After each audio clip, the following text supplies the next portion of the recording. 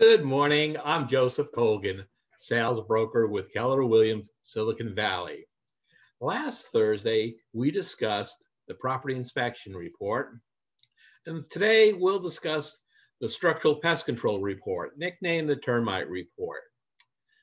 Unlike the property inspection report, which we said 90% of the time just stays with the principal, only the buyer and seller need get a copy unless you're doing a loan with the Veterans Administration or another special program. However, with the pest control report, almost all lenders will require to see a copy of the pest control report. So sellers, I know you're out there listening to us too. Before you put the home on your market, get the structural pest control work all done. Because if you go into a transaction blind and the termite inspector indicates problems, the loan underwriter is going to require that that work be completed before the transaction can move forward and be funded. The more buyers that are able and willing to purchase your home, the more you'll get for your home. So get all your work done up front before you go on the market. The structural pest control report has a peculiar language to it where generally it divides things down by section 1, section 2, sometimes miscellaneous. Section 1 means today, now, there is a problem in the house. There is a termite damaging the wood structures, or there is water damage or water leaking. That should be addressed immediately. Section 2 are areas to watch out for. Now, sometimes the section 2 areas, you'll just have to read them and shrug it off. Many reports say, well, you could be taking a shower. The water could bounce off your head, go over the curtain, land on the floor. You might be late for work, and rush off to work and leave water sitting on the floor. If you do that 700 days in a row, you'll damage your floor. Okay. Well, when you see that in a report, you just have to take it for what it's worth. However, many of the issues may be genuine. And what the inspector is telling you is, hey, once a month or every quarter, go down into the laundry room, go under the kitchen, check all the joints under the sinks, make sure they're staying dry. Because maybe he saw a little bit of staining, but he didn't, not enough to call it. But you should, as a homeowner, should keep your eye on that. Let's take a look at what a typical report will look like now. It will start, and usually page 1 or 2 will be a map. And on that map will be indications of where the inspector saw items to note. You'll note that in this particular case, all the items begin with a 2, meaning they're section 2.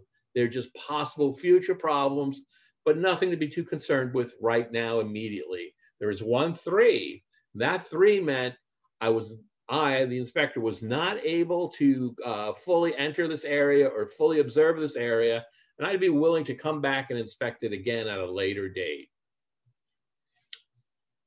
The last page, or second to last page of the report, will be the cost breakdown. And again, here's a major difference between a termite report and a property inspection report.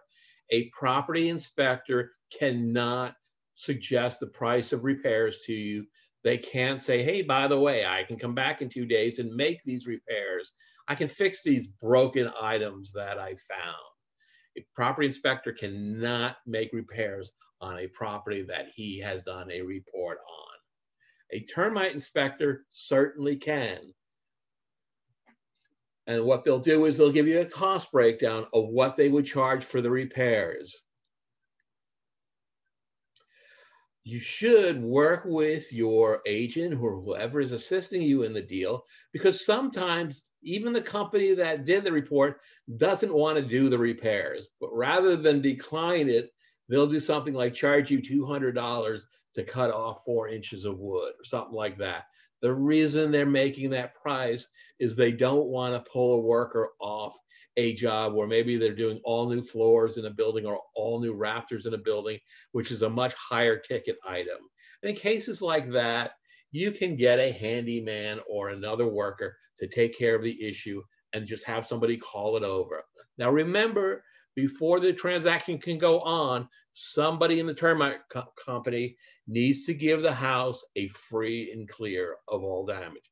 And again, sellers, I really recommend you get that done before the transaction begins. One other issue to note, all of these reports are sent up to the state and they're recorded. So if there's ever an issue of, was there some funny business going on, an attorney or even a principal can contact the state and find out about all the termite reports done for a given property. If you have questions about a termite report, your first source is to call the inspector that physically did the report, even if you're not in contract yet. Now understand that the guy's 9-to-5 job is to be in the houses or underneath the houses or in the crawl space. But if you schedule a time, usually after 5 p.m., he'll call and explain a word you didn't understand or an expression you weren't clear about, and he'll clarify it for you. Or contact the real estate person you're working with, or call me, Joseph Colgan, Keller Williams, Silicon Valley, at 408-898-0186. Be sure to join us next week. We'll be doing the animated market report. And then in 2 Thursdays, I'm going to introduce a report that I've never shown before, and I'm very excited to share it with you. If you know of anyone else in the market to buy or sell property, have them take a look at these videos. It can only help them. Joseph Colgan, Keller Williams, Silicon Valley, 408-898-0186.